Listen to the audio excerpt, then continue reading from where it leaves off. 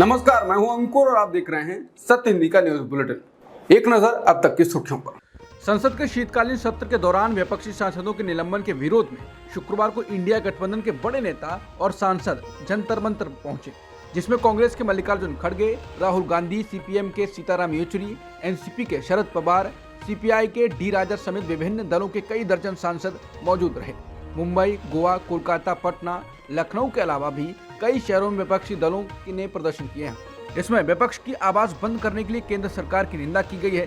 दिल्ली के जंतर मंतर पर रैली को संबोधित करते हुए कांग्रेस पार्टी के अध्यक्ष मल्लिकार्जुन खड़गे ने आरोप लगाया कि भारत में लोकतंत्र भाजपा सरकार के तहत खतरे में है।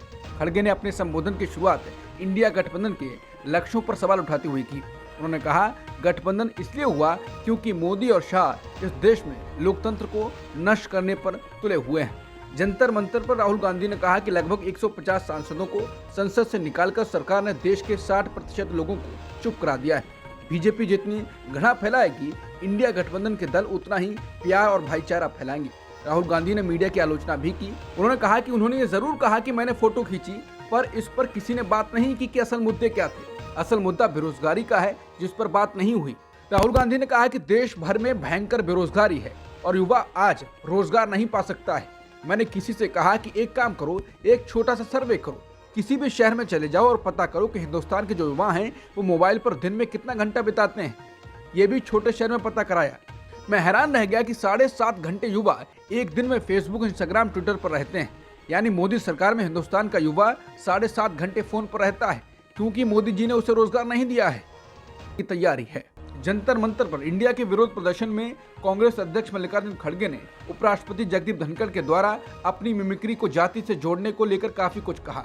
उन्होंने कहा कि अगर आपको संविधान के तहत चलने का वादा किया है तो जात पात की बात अंदर क्यों करते हैं। उन्होंने कहा कि आपकी ये हालत है तो मेरे जैसे दलित की हालत क्या होगी। मैं जब सदन में उठता था बात करने के लिए, उस वक्त मुझे कभी मौका नहीं दिया था।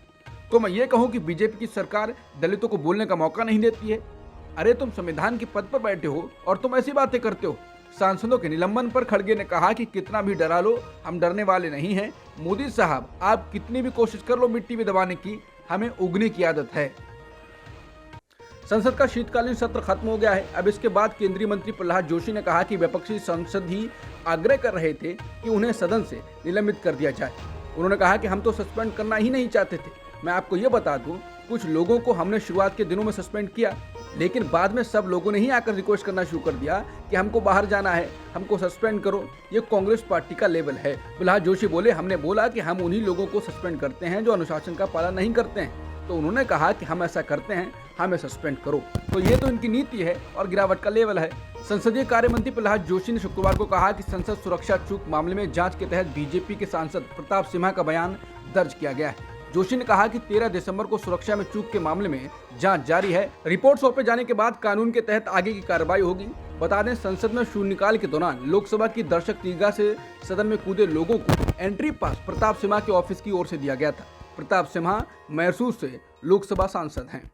जस्टिस नरीमन ने कहा कि अगर चुनाव आयुक्तों की नियुक्ति संसद द्वारा हाल ही में पारित विधेयक के अनुसार की जाती है तो स्वतंत्र और निष्पक्ष चुनाव एक कल्पना बनकर रह जाएगी। दिल्ली हाईकोर्ट ने शराब घोटाला मामले में पूर्व डिप्टी सीएम मनीष सिसोदिया की न्यायिक हिरासत को बढ़ा दिया है। अभी सिसोदिया को तिहाड़ जेल में ही रहना होगा। राउज एवेन्यू कोर्ट ने मनीष सिसोदिया की न्यायिक हिरासत को 19 जनवरी 2024 तक के लिए बढ़ा दिया है। अब सुनवाई अगली तारीख तक बढ़ा दी गई है। बीजेपी सांसद और भारतीय कुश्ती महासंघ के पूर्व अध्यक्ष ब्रजभूषण के करीबी संजय सिंह भारतीय कुश्ती महासंघ के अध्यक्ष चुने गए हैं और इसके बाद पहलवान साक्षी मलिक ने कुश्ती छोड़ने का ऐलान कर दिया। हालांकि इस सबके बीच अंग्रेजी अखबार द इंडियन एक्सप्रेस ने कुश्ती महासंघ के चुनाव पर एक रिपोर्ट की है, जिसमें कहा गया है कि कुश्ती महासंघ के चुनाव के रेस में मध्य प्रदेश के नए मुख्यमंत्री मोहन यादव भी शामिल थे, लेकिन उन्हें सिर्फ 5 वोट मिले। अखबार लिखता है, भले ही मोहन यादव मध्य प्रदेश के मुख्यमंत्री पद के लिए चुन लिए गए हों, लेकिन भारतीय कुश्ती महासंघ का पदाधिकारी बनने के उनके अरमानों पर गुरुवार को पानी फिर गया। मोहन यादव वोटिंग के दिन दिल्ली में मौजूद नहीं थे। उन्होंने महासंघ के उपाध्यक्ष पद की उम्मीदवारी पेश की थी, जिसमें उन्हें सिर्फ 5 वोट मिले। अखबार लिखता है कि देवेंद्र सिंह कादियान ने आईडी नानावटी को 32-15 से हराकर वरिष्ठ उपाध्यक्ष का पद जीता है। कुश्ती महासंघ के अध्यक्ष पद पर ब्रजभूषण के करीबी संजय सिंह के चुने जाने और पहलवान साक्षी मलिक के संन्यास लेने को कांग्रेस ने देश के खेल का इतिहास का काला अध्याय करार दिया है। कांग्रेस नेता और ओलंपिक पदक विजेता मुक्केबाज विजेंद्र सिंह और रणदीप सुरजेवाला ने बीजेपी और केंद्र सरकार पर कई आरोप लगाए।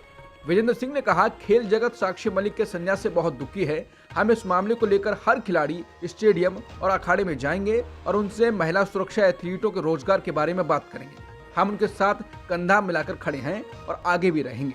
वहीं सुरजेवाला ने कहा, यह देश का दुर्भाग्य है कि हरियाणा के साधारण किसान परिवार की जिस बेटी ने पहला ओलंपिक मेडल जीता, उसे आज मोदी सरकार के दबदबे ने वापस घर जाने पर मजबूर कर दिया है। आईएमएफ की ओर से भारत के लिए बुरी खबर सामने आई। आईएमएफ ने एक खतरनाक ट्रेंड की तरफ इशारा किया है और भारत को सचेत किया है। आईएमएफ का ये इशारा है जीडीपी पर कसते कर्ज के शिकंजे की तरफ। आईएमएफ ने हाल ही में एक रिपोर्ट में भारत के कर्ज के बारे में जानकारी दी। आईएमएफ का अंदाजा है कि भारत का सरकारी कर्ज बढ़कर ऐसे स्तर पर पहुंच सकता है जो देश की जीडीपी से ज्यादा हो सकता है। मतलब कुल सरकारी कर्ज देश की जीडीपी के 100% से ज्यादा हो सकता है। ऐसे में लॉन्ग टर्म में कर्ज चुकाने में दिक्कत पेश आ सकती है। हालांकि आईएमएफ की इस रिपोर्ट पर केंद्र सरकार ने असहमति व्यक्त की है। कांग्रेस नेता सुप्रिया श्रीनेत ने कहा है कि आईएमएफ ने चेतावनी देते हुए कहा है कि भारत की जीडीपी से ज्यादा होने वाला है देश का कुल कर्ज। देश पर कर्ज 2014 में था 54 लाख करोड़ और अब 2023 में है 205 लाख करोड़। सुप्रिया श्रीनेत ने कहा कि आजादी के बाद 67 साल में 14 प्रधानमंत्रियों ने कुल 55 लाख करोड़ का कर्ज लिया। पीएम मोदी ने अकेले ही 150 लाख करोड़ का कर्ज लाद दिया है। पाकिस्तान के पूर्व प्रधानमंत्री इमरान खान को आम चुनाव से ठीक पहले बड़ी राहत मिली है। इमरान खान और उनके सहयोगी पूर्व विदेश मंत्री शाह महमूद कुरैशी को साइफर केस में जमानत दे दी गई है।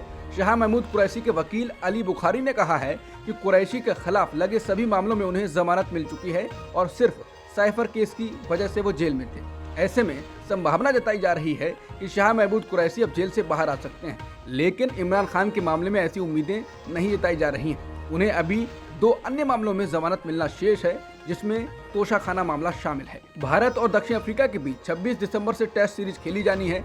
इससे ठीक पहले विराट कोहली भारत लौट आए हैं। रिपोर्ट्स की माने तो कोहली फैमिली इमरजेंसी की वजह से लौटे हैं। वहीं ऋतुराज गायकवाड़ टेस्ट सीरीज से बाहर हो गए हैं। गायकवाड़ चोट से जूझ रहे हैं और वो अभी तक फिट नहीं हो सके हैं। टीम इंडिया और दक्षिण अफ्रीका के बीच सीरीज का पहला मैच सेंचुरियन में खेला जाना है। अब तक की सुर्खियों में इतना ही। बाकी खबरों के लिए बने रहिए सत्यहिंदी.com के साथ।